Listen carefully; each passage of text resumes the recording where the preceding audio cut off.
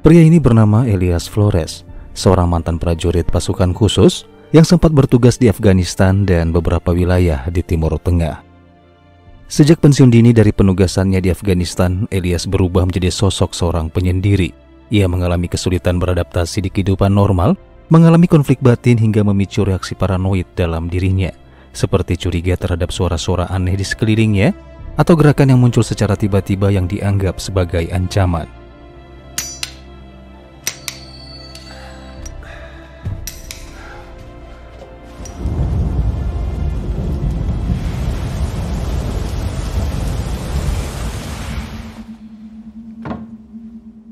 Di malam itu Elias sedang bersiap-siap pergi untuk menemui salah seorang kerabat dekatnya.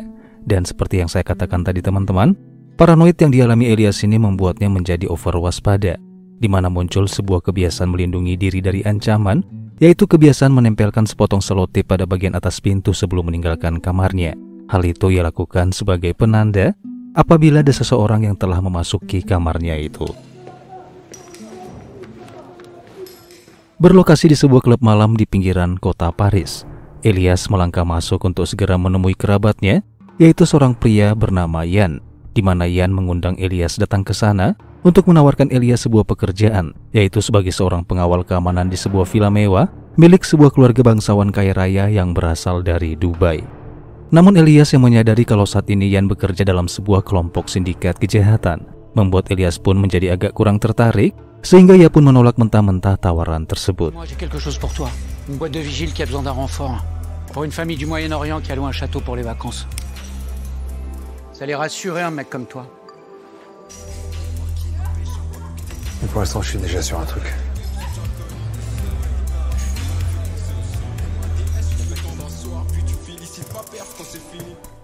Di keesokan paginya saat kembali ke apartemennya, Elias pun kaget saat mendapati selotip sudah tak lagi menempel pada kusen pintu, yang mengartikan bahwa di dalam sana seseorang sudah berhasil menerobos masuk ke dalam kamarnya. Dan saat itu juga Elias segera mengeluarkan pisau lipat dari dalam saku pakaiannya. Namun saat pintu terbuka, ternyata di dalam sana Elias mendapat kunjungan dari seorang dokter yang selama ini memberikan terapi pengobatan pasca trauma yang dialaminya itu. Adapun kedatangan sang dokter menemui Elias secara diam-diam, yaitu untuk melakukan evaluasi berkala terhadap kondisi kejiwaan Elias sebagai pasiennya. Namun di dalam sana sang dokter justru sangat kecewa saat mendapati Elias masih sering mengalami halusinasi, di mana Elias tadi malam mencurigai ada aktivitas yang mencurigakan dari tetangga sebelah apartemennya, yang padahal tetangganya tersebut seminggu yang lalu diketahui telah pindah dari apartemen itu. Ah, t'as un couteau maintenant. Et ça? C'est le voisin? Tu peux m'expliquer? C'est Miroslav. Tu prends plus ton traitement. On avait un accord tous les deux. Je sais pas encore ce qu'il fabrique, mais il parle tout le temps au téléphone la nuit. Miroslav a quitté le foyer il y a une semaine. Non, non. J'ai entendu hier soir. Je te dis que Miroslav a quitté le foyer il y a une semaine. J'ai tout noté sur un carnet. Ses amis. Faut que tu retournes te faire soigner. Il y a une ambulance qui va venir te chercher.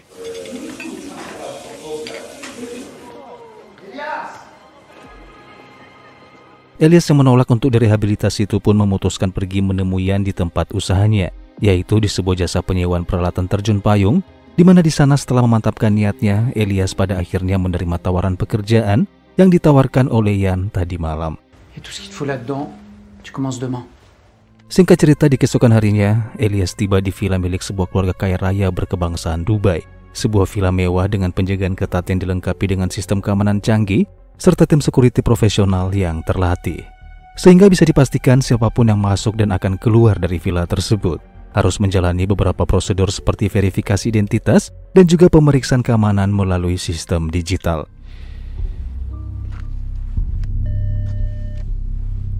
J'écoute. Elias Flores. Présentez une pièce d'identité à la caméra derrière vous.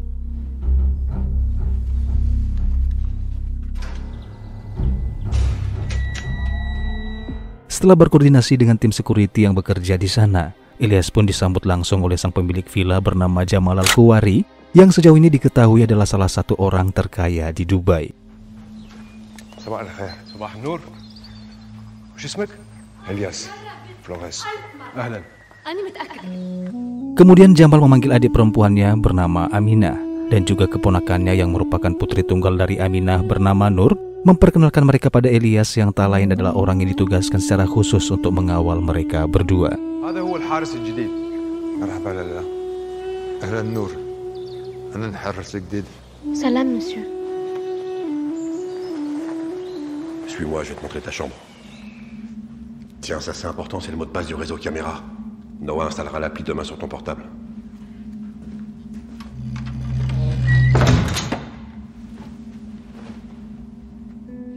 Dibantu oleh para pengawal senior yang sudah lebih dulu bekerja di villa ini, Elias pun menjalani tugas pertamanya, yaitu mengawasi Aminah yang akan berenang di kolam renang mewahnya. Hal itu terlihat saat air keluar dari bawah lantai yang secara otomatis mengalir deras dengan sendirinya. Di mana tugas ini pun lumayan membuat Elias cukup dibuat stres, karena sekaligus harus mengawasi Nur yang terus berputar-putar di area kolam renang menggunakan sepedanya.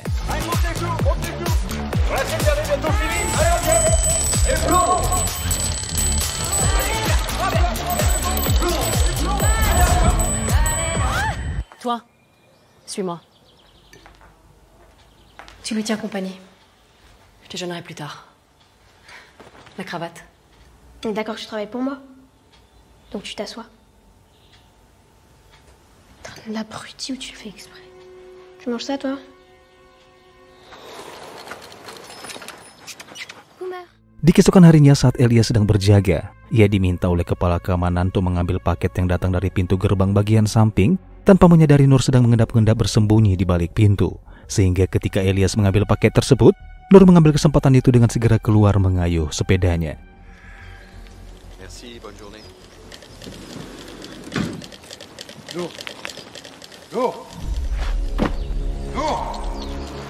Dan saat mengejar Nur yang berada di luar villa itulah, Elias melihat dua orang yang mencurigakan yang sedang mengendarai sepeda motor. Tak ingin terjadi sesuatu dengan Nur, tanpa pikir panjang Elias berpura-pura mengambil senjata dari balik jasnya, hingga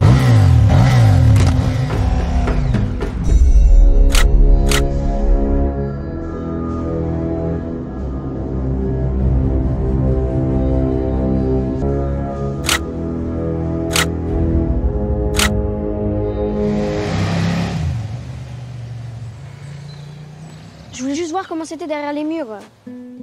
kejadian itu pun membuat Nur harus dimarahi oleh Jamal, yaitu sang paman. Namun Nur yang tidak ingin disalahkan, membalikkan fakta dengan menuduh Elias Laya menyuruhnya keluar untuk bermain sepeda di luar gedung. Namun meskipun demikian, Elias sama sekali tidak melakukan pembelaan. Ia justru hanya terdiam menatap gadis kecil tersebut, meskipun mendapatkan teguran keras dari Jamal yang menganggapnya telah lalai dalam menjalankan tugasnya itu.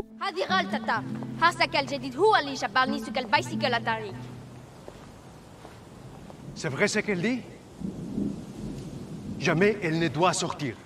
Ni elle, ni Amina. C'est clair? Oui, monsieur. Nour!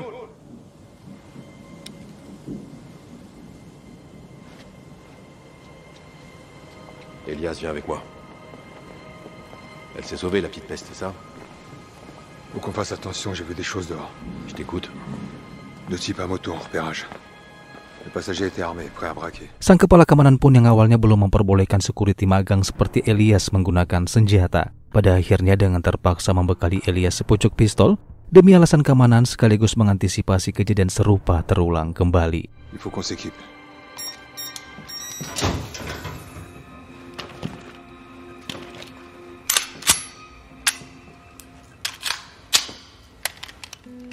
Singkat cerita, malam hari pun tiba. Saat Elias keluar dari kamarnya menuju taman, secara kebetulan ia melihat Nur yang sedang mengamati rasi bintang menggunakan teleskopnya. Di mana saat Nur menunjuk salah satu rasi bintang yang sedang diamatinya, di luar dugaan Elias ternyata mengetahui nama rasi bintang yang ditunjuk oleh Nur itu. Donne-moi une cigarette. Allez, c'est bon, j'ai déjà fumé. Tiens, regarde. Là. Ça, c'est la constellation du Cygne. C'est pas la constellation du Cygne. Pourquoi tu mens, tu connais rien? C'est la constellation d'Hercule. Nur yang merasa takjub sekaligus penasaran tentang siapa sebenarnya sosok Elias. Ia pun memberanikan diri bertanya dengan menanyakan bagaimana Elias bisa tahu semua nama rasi bintang itu. Dan saat itulah Elias bercerita tentang masa lalunya yang merupakan tentara pasukan khusus penerjun payung yang dibekali ilmu astronomi, yaitu ilmu yang mempelajari benda-benda langit seperti bintang, planet, galaksi, dan fenomena di luar angkasa yang merupakan ilmu dasar yang wajib dipelajari dan diketahui oleh kesatuannya. J'étais chuteur opérationnel dans l'armée. Je sautais en parachute de nuit à 10 000 mètres. Là-haut, on voit les étoiles de près. Waouh. En parachute? Moi, je pourrais jamais. J'ai trop peur du vide. T'as tué des gens? Sosok Elias yang sangat jauh berbeda dari penilaiannya seketika membuat Nur hanya bisa terdiam terpana, yang kemungkinan ia sedikit menyesal telah memfitnah Elias tadi siang. Namun ada satu yang menarik perhatian Nur saat menatap mata pria setengah baya yang ada di depannya. Ia melihat ada ketulusan dalam diri Elias, namun juga merasakan kesedihan yang sangat mendalam di balik ketulusan pria tersebut.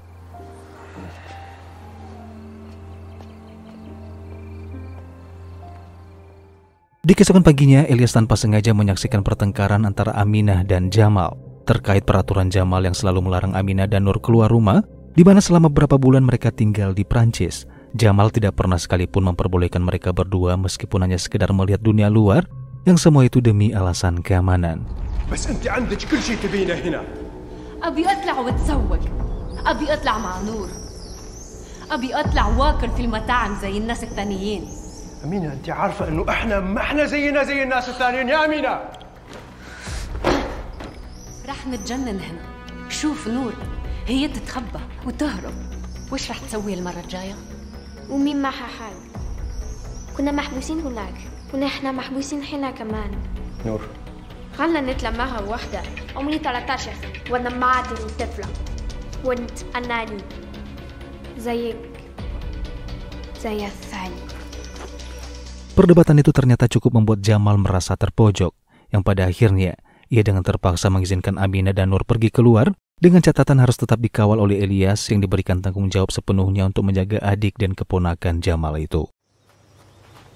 اوكي زين اكتبي لي قائمة اسماء المحلات اللي تبين تروحين لها وانا اشوف كيف اتصرف. Et toi, tu prends Francis pour conduire. Je n'ai pas besoin de lui. Pourquoi? Il n'a pas la certification de conduite. Mais si je suis seul, on sera plus discret. Ok, ça va.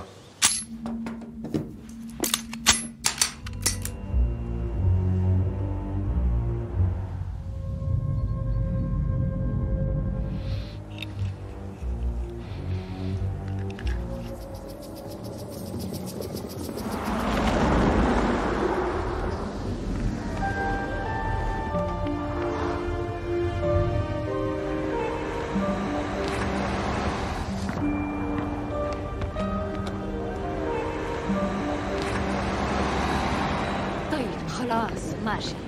أنا لما كنت في عمرك كنت محرومة من هذه الأشياء. Singkat cerita, setelah berbelanja dan akan segera pulang, terlihat beberapa remaja yang iseng menggedor-gedor kaca mobil, di mana hal itu membuat Elias harus menunjukkan pistolnya hingga membuat para remaja itu pun kabur ketakutan.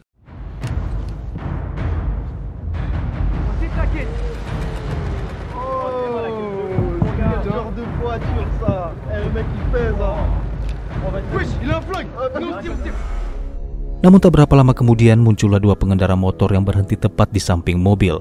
Dan saat itulah Elias melihat tato berlian di tangan mereka yang sama persis dengan pengendara motor yang dilihatnya beberapa hari yang lalu. Tanpa pikir panjang, Elias menyuruh Aminah dan Nur untuk mengencangkan sabuk pengaman mereka.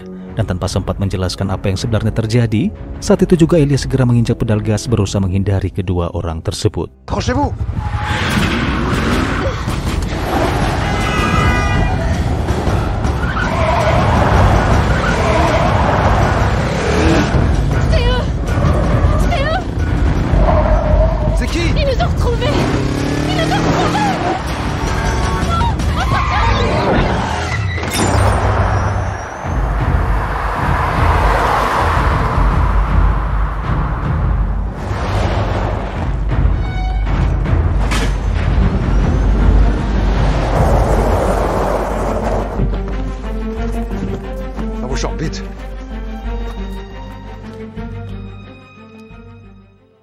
Sesampainya mereka di villa dengan selamat, Elias yang penasaran pun meminta Nur untuk menceritakan tentang siapa kedua pengendara motor tersebut dan apa tujuan mereka yang sepertinya ngotot mengincar keselamatan Nur dan ibunya.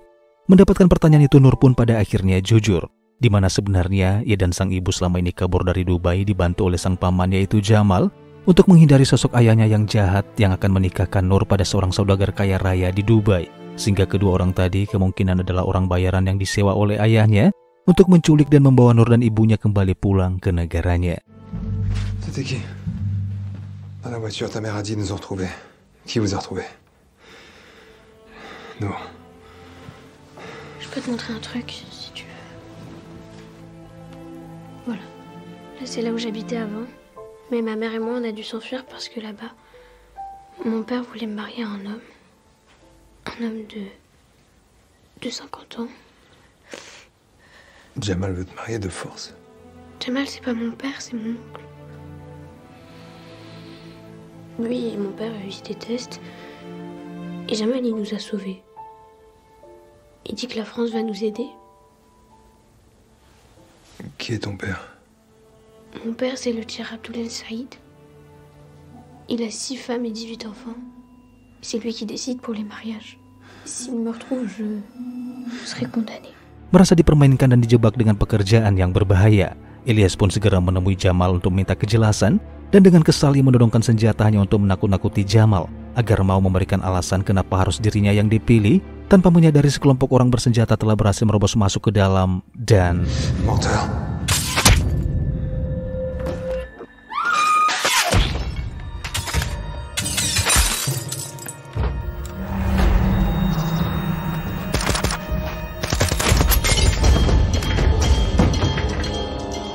Melihat kejadian yang mengerikan tersebut, Ilyas tentu saja tak tinggal diam, di mana dengan perlahan ia menuruni anak tangga sembari menggenggam erat pisau lipatnya dan kemudian membantai para pasukan pembunuh yang menggunakan kain penutup wajah satu persatu.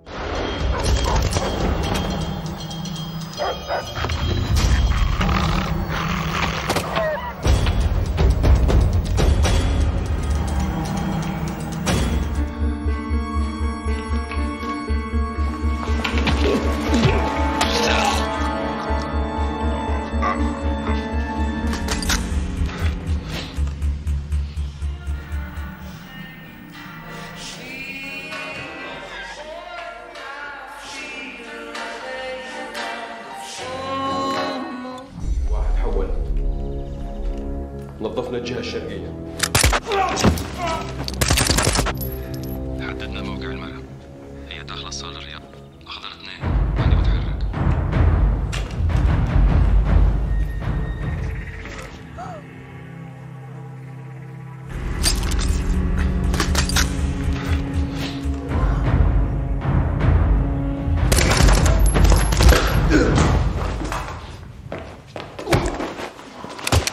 Ilyas pada akhirnya berhasil menemukan Aminah yang sedang bersembunyi di dalam lemari. Dan berbekal alat komunikasi yang diambilnya dari salah seorang pembunuh yang telah tewas, Ilyas pun pada akhirnya mengetahui bahwa saat ini Nur sedang disekap dan berada di sekitar lokasi kolam renang.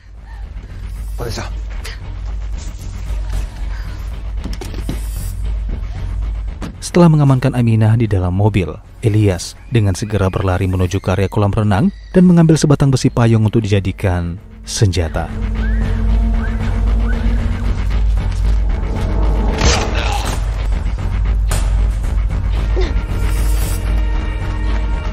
Setelah berhasil membawa Aminah dan putrinya masuk ke dalam mobil dengan selamat, Ilyas segera tancap gas membawa mereka menjauh dari villa.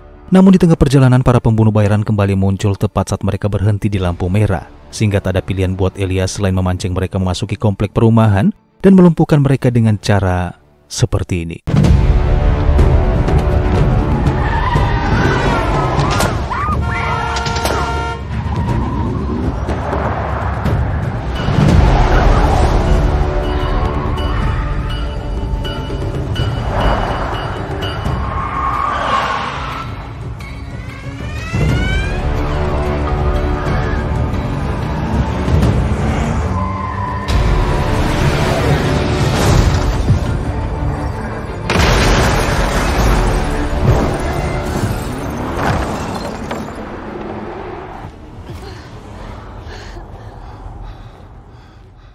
Mobil yang sudah dalam keadaan rusak parah membuat Ilyas dengan terpaksa meminta Aminah dan Nur untuk turun dan membuang ponsel mereka untuk mencegah pelacakan, lalu berjalan menuju halte bus untuk pergi ke tempat lain yang lebih aman.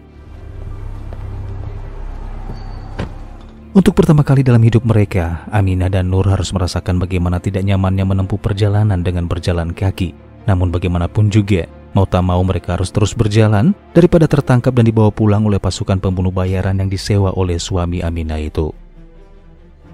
Dan singkat cerita, tibalah mereka di sebuah perkampungan kawasan kumuh, di mana perkampungan tersebut merupakan kediaman Sarah, yaitu saudari tiri Elias, yang meskipun kedatangan mereka pada awalnya ditolak oleh Sarah lantaran kesalahan Elias di masa lalu, namun Elias, Aminah, dan Nur pada akhirnya diizinkan masuk dan tinggal sementara waktu di tempat tersebut.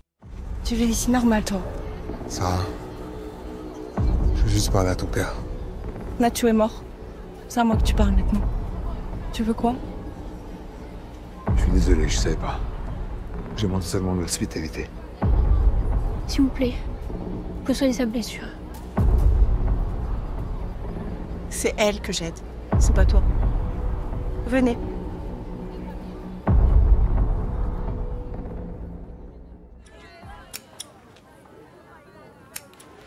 T'es médecin? Ouais, pourquoi? Tu crois comme tout le monde qu'il y a que des voleurs de poules chez les gitans? Tu me reconnais pas, hein? Bien sûr que je me souviens de toi. Tamara. Tu peux essayer de me trouver ça. Tu as si mal que ça?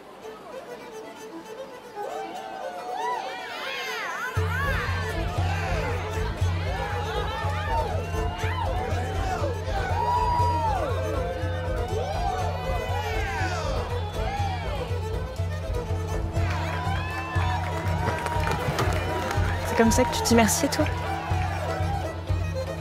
Je crois que je sais pas faire autrement.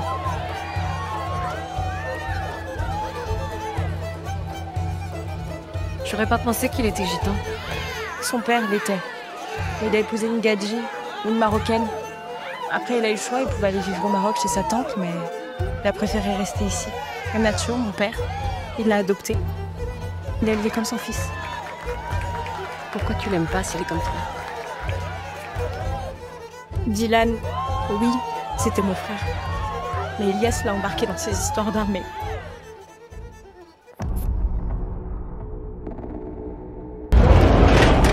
Qu'est-ce qu'il t'a foutu, putain? T'es partout!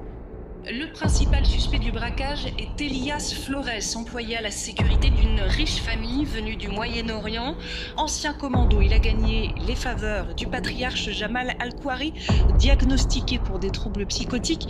Flores a été radié de l'armée, c'était après une opération extérieure en Afghanistan. Nous rappelons que Flores est soupçonné d'avoir abattu 5 personnes, 2 employés de maison et 3 vigiles avec qui il travaillait. Dan hal itu pun membuat Elias curiga terhadap Ian yang dianggap sengaja telah menjebaknya. Sehingga saat itu juga Elias memutuskan mendatangi Ian secara diam-diam guna meminta pertanggungjawaban dan klarifikasi.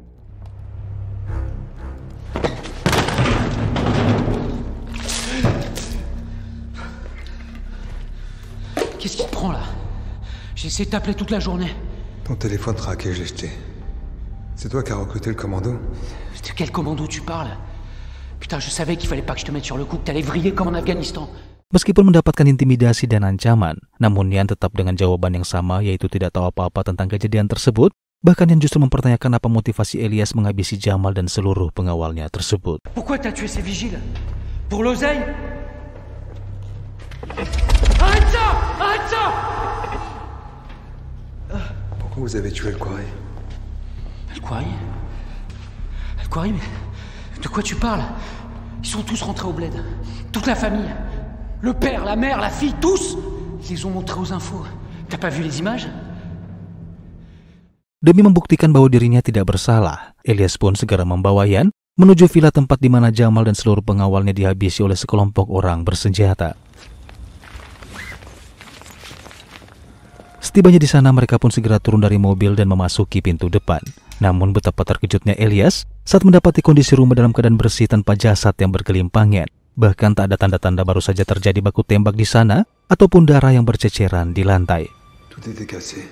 Ils ont tiré dans tous les sens. Al-Khouari est mort ici. Il y avait du sang partout. Il n'y a plus rien. Dalam keadaan bingung dengan apa yang sebenarnya terjadi, Elias pun memutuskan mengecek rekaman CCTV. Namun hal itu justru membuat Elias dan siapapun akan terkejut ketika menyaksikan bahwa pelaku utama di balik pembantaian Jamal dan seluruh pengawalnya tak lain dan tak bukan adalah Elias itu sendiri.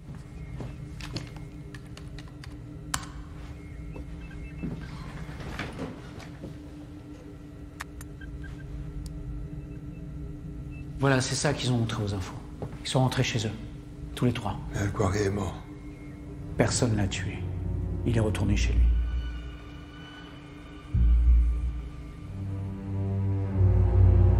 Il n'y a jamais eu de commando. Boomer a mordu le commando qui a tué Noah. Il est tombé là, juste là. Boomer? C'est qui? Le chien. Quel chien?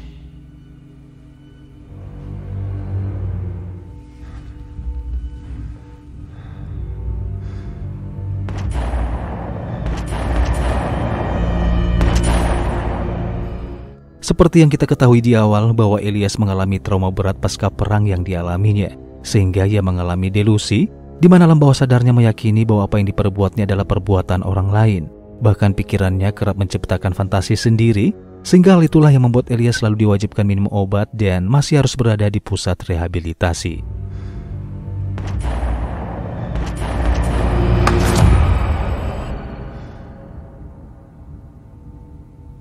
Je les ai tous tués. Di saat Elias sedang merenungi perbuatannya yang sama sekali tidak ia sadari, Ian mencoba kembali memeriksa rekaman CCTV dan menemukan sesuatu yang sangat mengejutkan. Bagaimana tidak, fakta yang sebenarnya rekaman video tersebut ternyata sudah direkayasa menggunakan teknologi deepfake berbasis kecerdasan buatan AI, di mana teknologi tersebut mampu menggantikan wajah atau suara objek pada video aslinya, sehingga delusi yang dialami Elias pun akhirnya terbantahkan.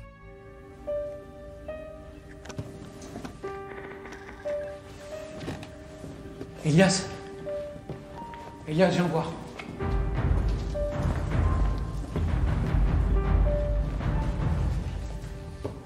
Regarde.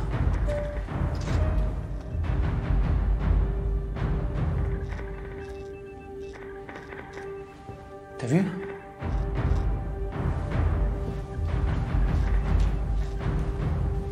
T'avais raison. Il est là, le chien. C'est un commando qui tue ton collègue. C'est un deepfake. Ian kemudian menyalin kedua video tersebut untuk nantinya diserahkan kepada polisi sebagai bukti, di mana Ian juga akan mengantarkan Elias menemui seseorang yang pertama kali menawarkan pekerjaan ini demi membuktikan bahwa Ian tidak ikut terlibat dalam masalah tersebut. Pourquoi moi? Durante. C'est qui? J'ai fait des sous pour lui. Il blanchit avec sa boîte de vigile. Il a bloqué sur toi depuis qu'il a vu des photos de nous à l'armée. Alors quand il a eu besoin d'un mec fiable qui parle arabe.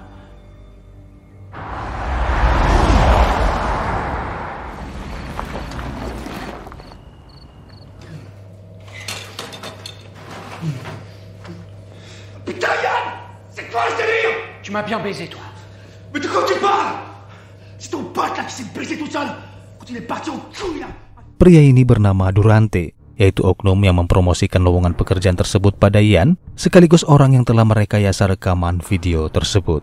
Je t'ai déjà vu, toi. Au bar à chicha. Ouais, j'étais venu te valider comme vigile sur les conseils de ton pote là. Pourquoi m'avez choisi? Je suis qui pour vous? Pourquoi moi?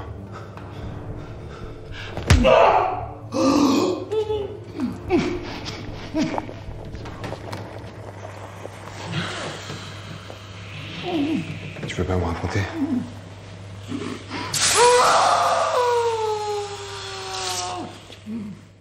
Dan setelah mendapatkan siksaan secara brutal dan membabi buta, Durante pada akhirnya buka suara di mana ia mengungkapkan fakta bahwa ayahnya Nur bernama Yel Said merupakan salah satu orang yang sangat berpengaruh di Dubai, di mana para pembunuh bayaran yang menghabisi Jamal beberapa saat yang lalu ternyata unit komando khusus yang sangat terlatih. Bahkan Yel Said juga melibatkan intelijen Prancis yang ditugaskan membawa Nur dan Aminah pulang ke negaranya. Quand El Saïd a su que son beau-frère s'était réfugié en France avec sa femme et sa fille, il a pété un câble. Il a demandé à envoyer un commando de chez lui pour exfiltrer la petite et la ramener. Nous on s'occupait que de la logistique pour faire les repérages et monter le deepfake. Un cambriolage qui tourne mal à cause d'un ex-militaire qui souffre de troubles mentaux.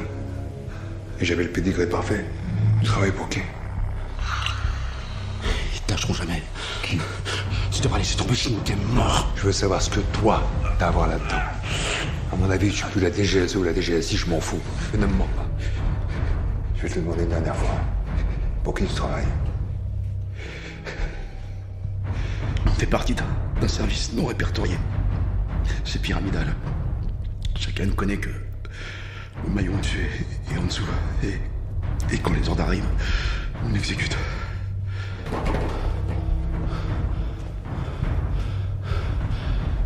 Qui nous surveille? Tu verras bien. Va voir dehors.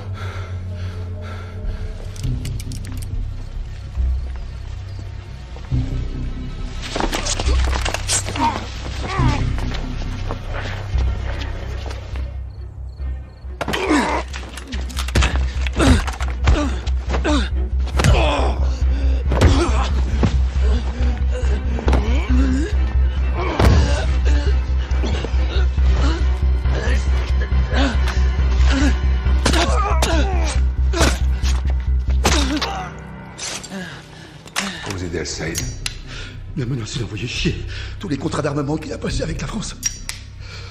C'était la petite ou les milliards. Qu'est-ce que tu veux? Le monde est pourri. Ce qui est pourri, c'est de s'en prendre à une gamine de 13 ans.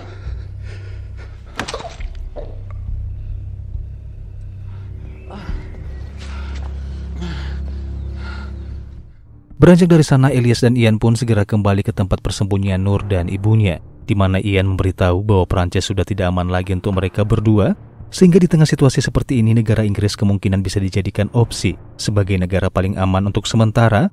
Namun untuk pergi ke sana dengan terpaksa harus menempuh perjalanan dengan cara ilegal, di mana Ian berasumsi bahwa saat ini jalur darat, laut, dan udara bisa dipastikan telah dijaga ketat oleh mata-mata Yel Said alias suami Aminah itu sendiri. Depuis le Brexit, les contrôles aux frontières, c'est trop chaud. Vous avez tous les services français sur le dos. Du cash, des obligations, des valeurs, des bitcoins, enfin de la crypto. On aura la même chose dans son sac, au cas où. Et on a ça aussi. De fausses identités que Jamal nous a obtenues. Tu veux voir celle de Nour? Non. Non, le problème, c'est de passer un poste frontière avec vos photos dessus. Et même si vous tombez sur un as, les caméras de surveillance vous louperont pas avec la reconnaissance faciale. Ou alors, faut chanter les douanes. Le mieux, c'est Calais. J'ai un client qui fait passer des migrants là-bas. Et ça coûte un bras. Combien? 20, 25 000. Par tête. C'est rien. Si vous avez besoin d'une voiture...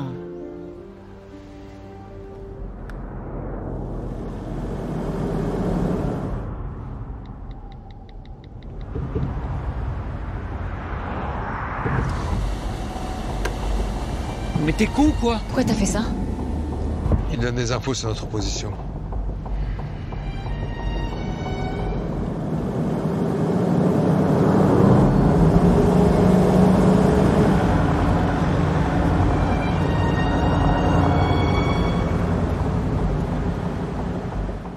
Di tengah perjalanan menuju lokasi kontainer, yaitu tempat di mana Nur dan Aminah akan disembunyikan dan dibawa ke Inggris, Elias memutuskan mengajak mereka berhenti sejenak untuk makan malam, yaitu di sebuah rumah makan yang berada di pinggir jalan.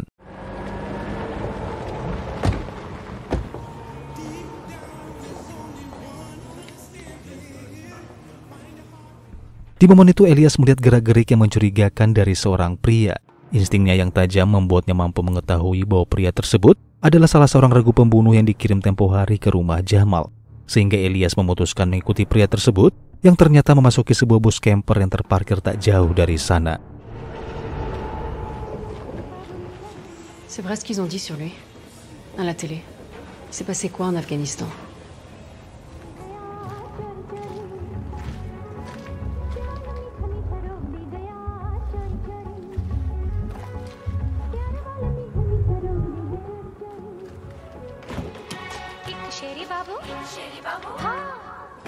Avant, c'était quelqu'un. C'était comme notre grand frère. C'était mon ami. Comment ça c'était?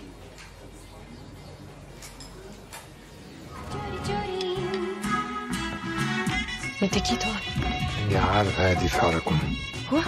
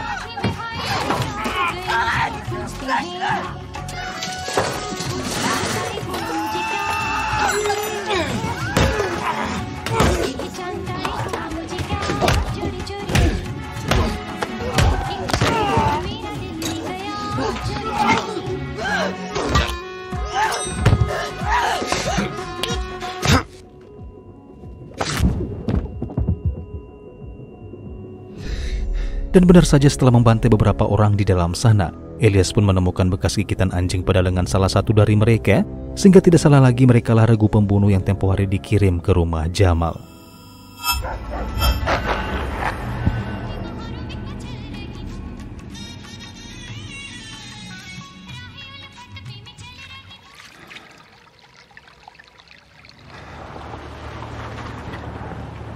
T'étais long, y a un problème? Tu vas conduire, on s'arrête plus qu'à Calais. Moi, je vais dormir un peu. Ah, tu vas dormir. Ça, c'est une bonne nouvelle.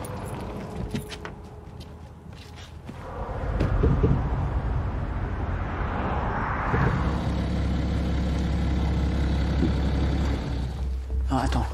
Si tu veux pas que ça foire, tu restes là.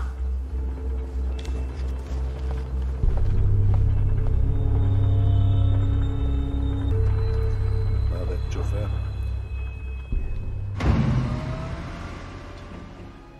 Sesampainya tempat tujuan, Nur dan ibunya yang akan segera dimasukkan ke dalam kontainer bersama para imigran gelap lainnya, tiba-tiba mengaku bahwa dia sangat takut menghadapi situasi seperti ini, di mana Nur mengatakan bagaimana jika para pembunuh suruhan ayahnya menjegat mereka di tengah jalan. Sehingga hal tersebut membuat Elias memutuskan ikut menemani mereka hingga tiba di pelabuhan tujuan. Et les 2 mètres supplémentaires du fond, indétectable au scanner du shuttle. Non, non, je veux pas y aller, je suis claustrophobe. Ça va bien se passer. Non, Elias, je suis sûre que non. Et s'il y a le feu? Il n'y aura pas le feu. Et si... S'il se passe quelque chose, je serai là. Quoi? Allez, viens.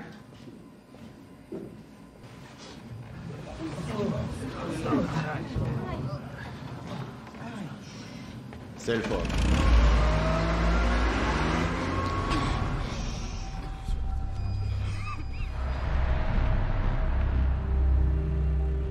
Beberapa menit setelah truk kontainer berjalan dengan kecepatan normal melintasi jalan tol, semua orang di dalam sana termasuk Elias, Nur dan Aminah pun tiba-tiba kaget saat pengemudi di depan sana mengerem secara mendadak, di mana Elias seketika mulai berfirasat buruk dan apa yang sedari tadi dikhawatirkan oleh Nur pun pada akhirnya terjadi.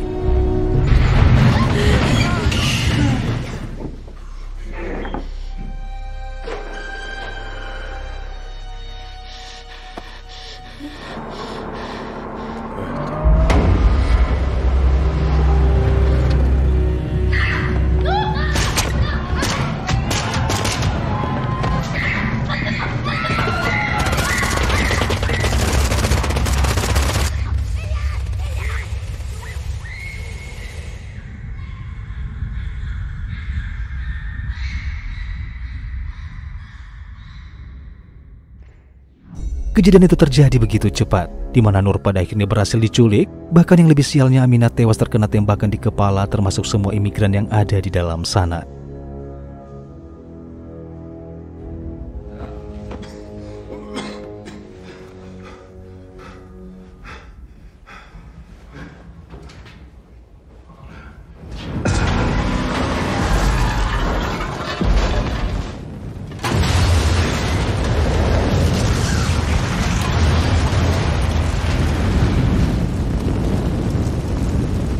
Sementara itu beralih di markas pasukan tentara bayaran yang telah menculik Yan dan Nur, di mana salah satu dari mereka yang terlihat memiliki tato berlian pada tangannya memperjelas fakta bahwa mereka lah orang yang selama ini mengintai Nur dan ibunya.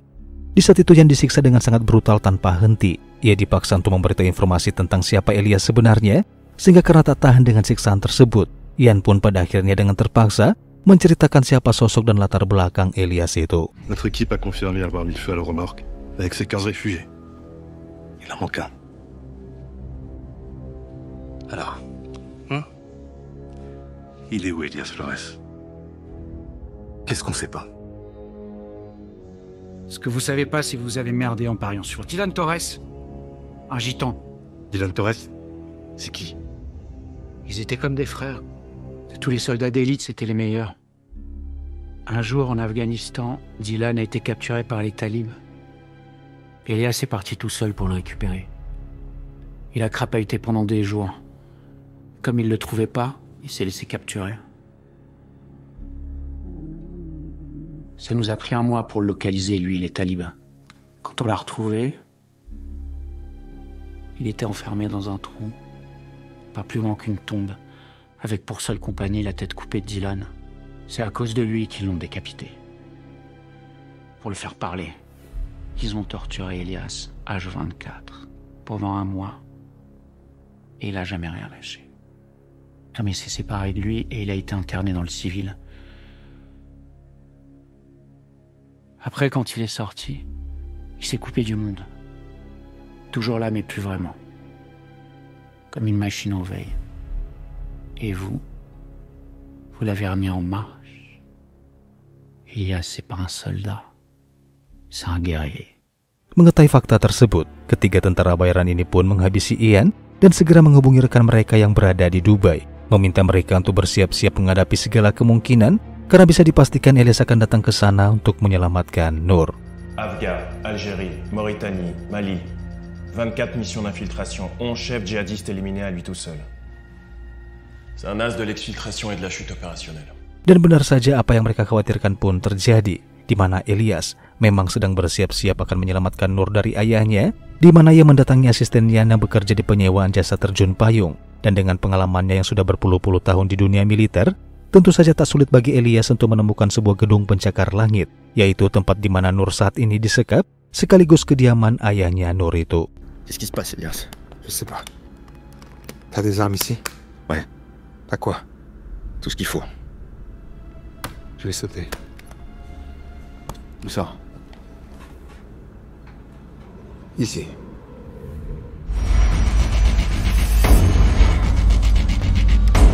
Aéroport privé, t'as 15 minutes à vol d'oiseau de ton point de chute. Je pourrais pas rester longtemps sur place. J'ai un temps d'attente limité, 30 minutes max. Après, je serai obligé de décoller. Tu vas devoir faire vite, Elias.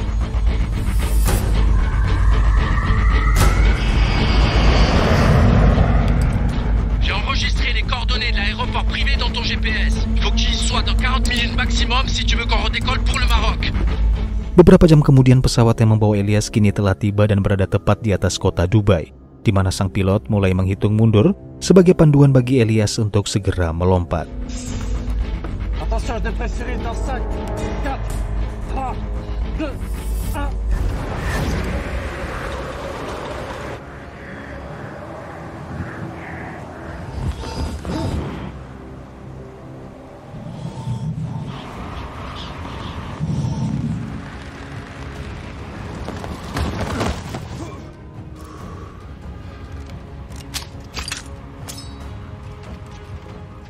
Setelah mempersiapkan senjata dan perlengkapan segala sesuatunya yang dibutuhkan, Elias dengan cepat segera masuk ke dalam gedung pencakar langit tersebut dan mulai melumpuhkan satu persatu para penjaga yang ada di dalam sana.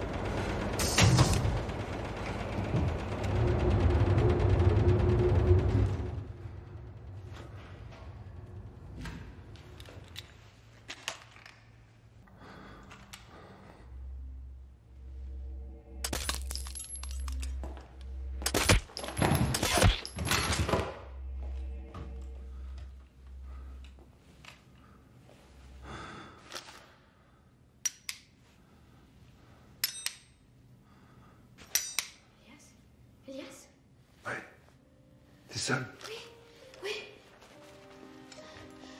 C'est toi, Elias, t'es vivant. Elias, c'est vraiment toi. T'es venu pour moi.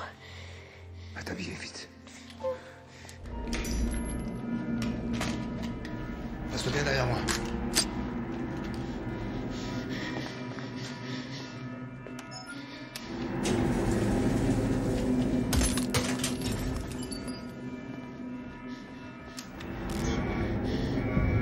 Ils ont bloqué l'ascenseur. Monte sur mon dos.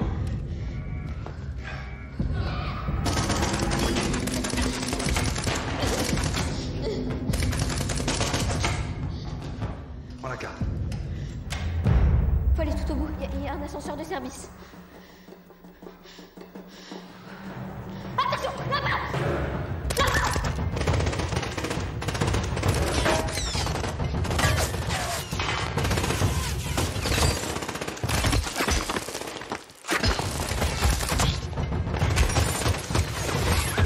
Bouge-toi les oreilles.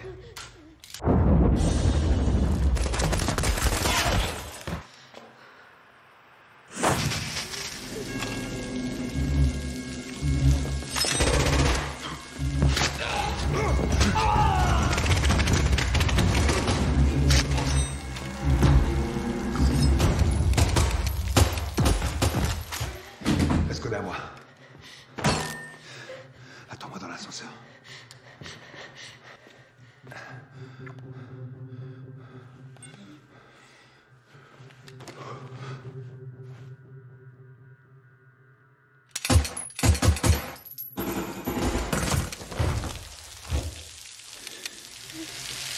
Monte sur mon dos.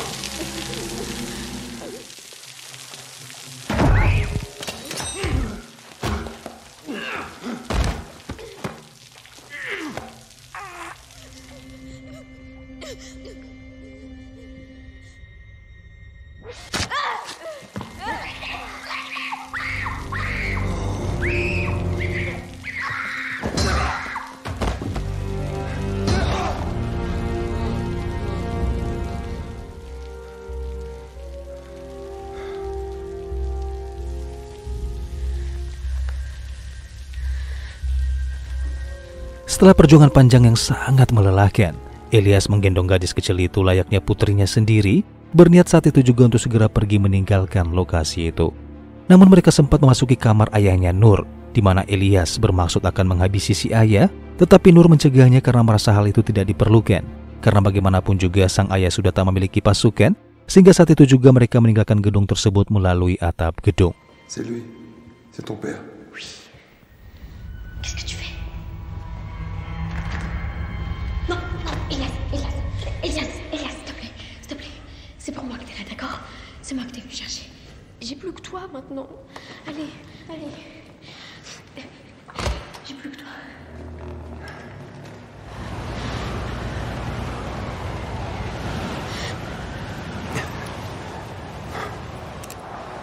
Mets un pied ici.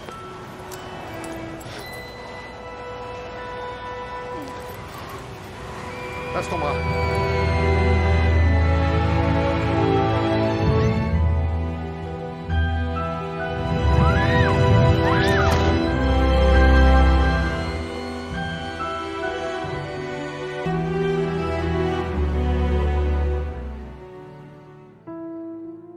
Singkat cerita, beberapa hari kemudian, Elias membawa Nur ke sebuah desa terpencil di pedalaman Maroko, yaitu kediaman bibi Elias yang selama ini tinggal seorang diri tanpa keluarga.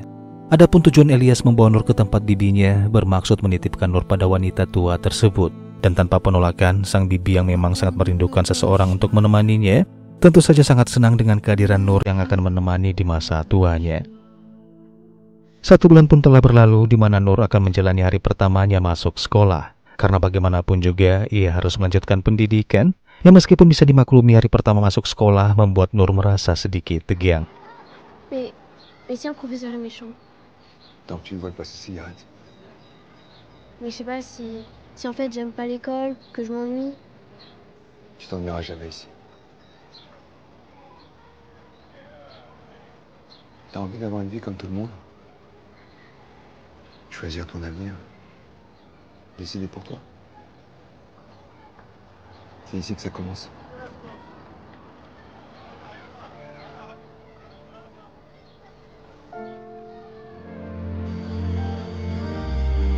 Tu vas être en retard.